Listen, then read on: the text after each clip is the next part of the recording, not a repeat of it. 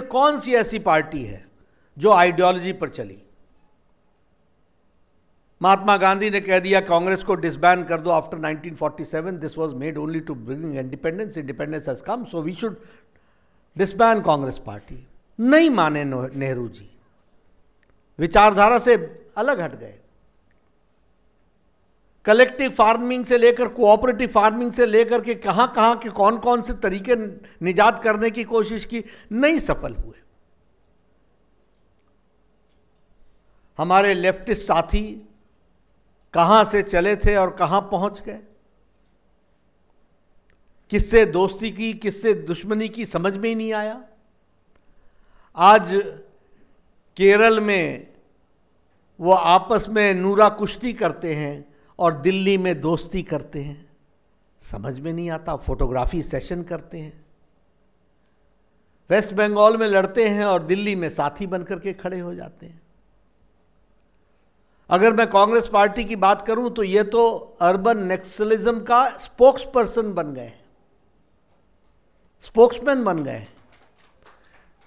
डिसइंटीग्रेटिव forces के एक तरीके से कहा जाए उनको आगे बढ़ाने का और उनको प्रोत्साहन देने का और उनकी बात को आगे रखने का काम आज कांग्रेस पार्टी कर रही है। कहां नेशनलिज्म रह गया? श्रीनगर में धारा 370 वापस लेंगे, उनके साथ हाथ मिला रहे हैं। लेकिन ये भारतीय जनता पार्टी है जिसने भारतीय जनसंघ के नाम पर 1952 में कहा था एक देश में दो निशान, दो विधान, दो प्रधान नहीं चलेंगे। एक लंबी यात्रा की, श्यामा प्रसाद मुखर्जी ने बलिदान दे दिया। We started in 1952-53 and in 2019 under the dynamic leadership of Prime Minister Modi and the able skills of Amit Shah, we could see in the Parliament on 2019 6th of August that Article 370 was abrogated from this country. और जम्मू कश्मीर संवैधानिक दृष्टि से पूर्णतः भारत के संवैधानिक part का हिस्सा बना after the abrogation of article 370।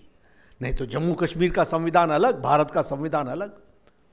Bharat के लगभग 200 कानून ऐसे थे जो जम्मू कश्मीर की धरती पर नहीं लगते थे। एससी को रिजर्वेशन नहीं मिलता था, वाल्मीकि को रिजर्वेशन नहीं मिलता था। वेस्ट पाकिस्तान से आए हुए मनमोहन सिंह वो प्रधानमंत्री बनते हैं। वेस्ट पाकिस्तान से आए हुए अडवाणी जी वो डिप्टी प्राइम मिनिस्टर बनते हैं।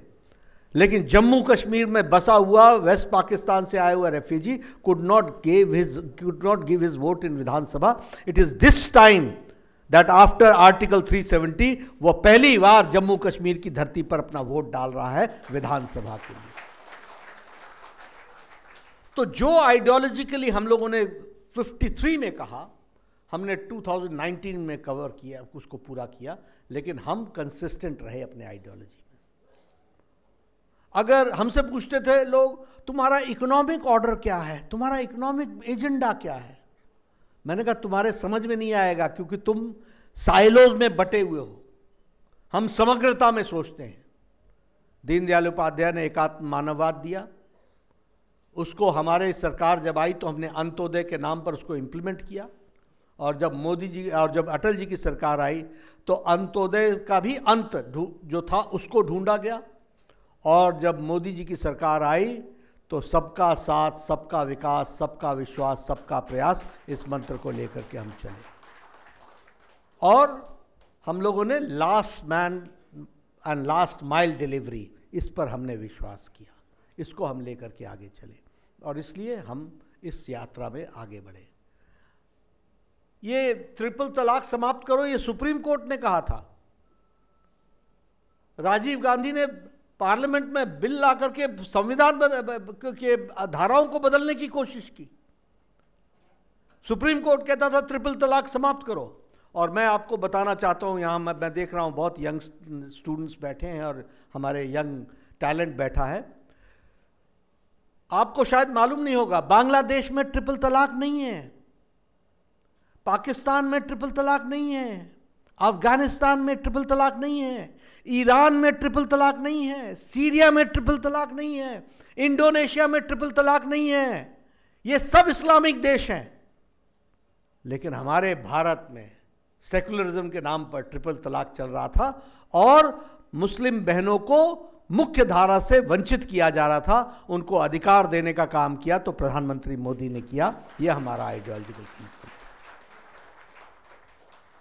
हमने 1987-88 शायद पालमपुर का रेजोल्यूशन 1989 हमने कहा हम राम मंदिर का रास्ता प्रशस्त करेंगे। हमारे साथी पूछते थे राम मंदिर बनाएंगे, तिथि कब बताएंगे? मैंने कहा तिथि भी बताएंगे और मंदिर भी बनाएंगे। और 22 जनवरी को भव्य राम मंदिर बन करके तैयार हुआ, जिसका लोकार्पण प्रधानमंत्री मोदी जी ने किया।